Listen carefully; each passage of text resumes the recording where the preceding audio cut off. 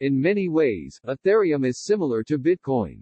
It's a public, peer-to-peer network or blockchain with its own cryptocurrency called Ether.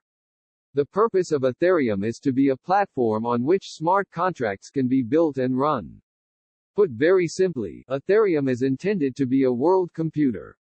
Where Bitcoin stores a list of balances and transactions on its blockchain, the Ethereum blockchain is designed to store different types of data.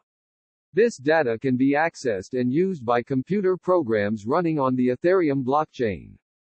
These programs are called decentralized apps, or dApps. Developers around the world can build and run decentralized applications on the Ethereum blockchain.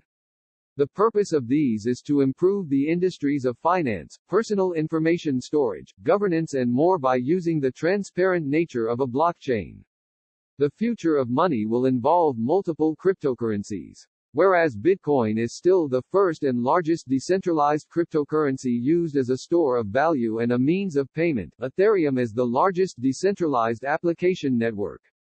Buying Ethereum is similar to buying other cryptocurrency. For the purpose of this video, I will be explaining how to buy Bitcoin.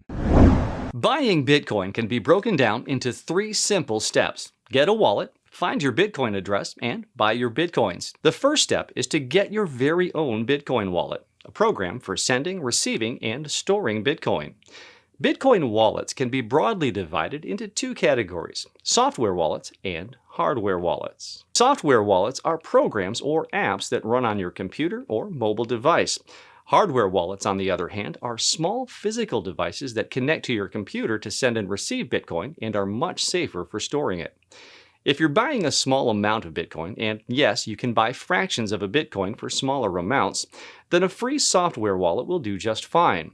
But if you're planning on accumulating larger amounts of Bitcoin, it's safer to store it on a hardware wallet. Once you have your wallet, make sure to find your Bitcoin address. A Bitcoin address is what you give out when you want someone to send you Bitcoin. It's a long string of letters and numbers that start with either a 1 or a 3. Okay, now that you have where to put it, you need to know where to get it. We recommend you buy your Bitcoin on an exchange. Exchanges can also be divided into 2 categories: brokers and trading platforms. Brokers sell you Bitcoin directly through a fast and easy process, but with higher fees. They are extremely suitable for beginners. Trading platforms connect you with sellers anonymously and allow for more trading options. Trading platforms have much lower fees than brokers, but are better suited for more experienced users. For your first purchase, we recommend going with a reputable broker. Finally, while some exchanges will store the coins for you on their site, you'll want to make sure to withdraw them to your own wallet by sending them to the Bitcoin address you found in step 2. This way, you keep full control of your Bitcoins. That's today's 2-minute tutorial. For a complete list of recommended wallets, brokers, and trading platforms, as well as in-depth step-by-step guides, make sure to check out the links in the description below. Buying Ethereum has never been easier. You can buy Ethereum from the comfort of your home or via your smartphone when you are in transit with the same effectiveness.